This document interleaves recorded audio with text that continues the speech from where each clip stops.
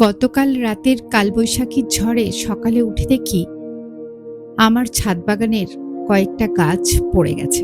মনে হচ্ছিল অনেক ক্ষতি হয়েছে, কিন্তু ভালো করে দেখে বুঝলাম দুটো গাছ মাত্র পড়েছে, অ্যালামন্ডা আর হলুদ গন্ধরাজ।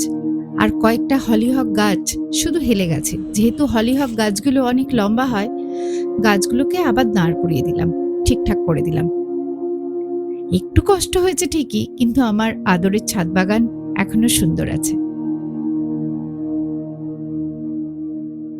ভেবেছি যে আমার ছাদ বাগান কেমন আছে।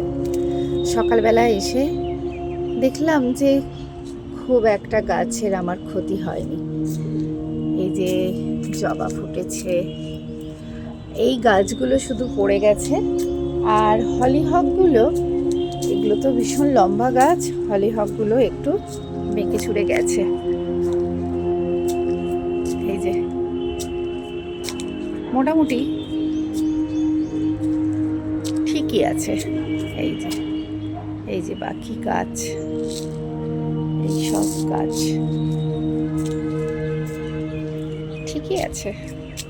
ভয় পাচ্ছিলাম কারণ প্রচণ্ড ঝড় বৃষ্টি হচ্ছিল, প্রচণ্ড, আর সাথে শিল পড়ছিল। বহুদিন পর শিল পড়লো। আমার গাছে গোলাপ ধরেছে। যাক, এই যে আর একটা, যে ছাদে এসেছি তেনারা এসে হাজির।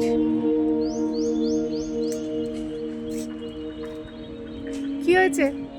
কি হয়েছে? গাছগুলো যখন ছিঁড়ে ছিঁড়ে খাও তখন মনে পড়ে না? হ্যাঁ, যখন দুষ্টুমি করো তখন মনে পড়ে না গাছগুলোকে ক্ষতি করো? কত গাছ ক্ষতি করেছো জানো? কত গাছ নষ্ট করেছো? ও হ্যাঁ, এই যে থোকা টগর ফুটেছে, দেখতে পাচ্ছেন কি? এটার কুড়িটা, এই যে আরো সব ভিতরে ভিতরে ফুটে আছে।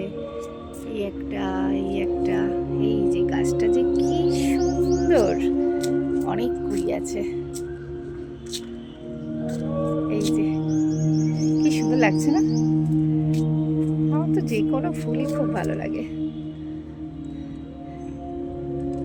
দেখ, এই গাছটা মানে 2 সপ্তাহ আগে এই বড় হলুদ করবী গাছটা বিশাল বড় হয়েছে।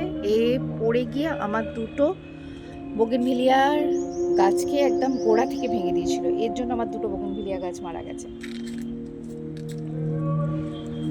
আর এগুলো পড়েনি কারণ আমার হাজব্যান্ড কিছুদিন আগে এগুলোকে ওই পাইপের সাথে, দেখুন এই যে বেঁধে দিয়েছিল, এই যে বেঁধে দিয়েছে পাইপের সাথে, দেখা যাচ্ছে কিনা, এই যে তাই জন্যও পড়েনি।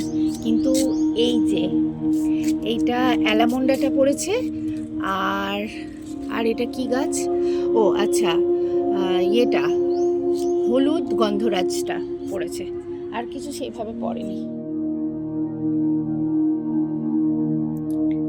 ঝড় আসে, গাছ নুয়ে পড়ে, কত গাছ নষ্ট হয়ে যায়, কিন্তু যত্নে থাকলে আবার সব ঠিকঠাক হয়ে যায়। এই তো আমার ছাদ বাগানের ছোট্ট লড়াই।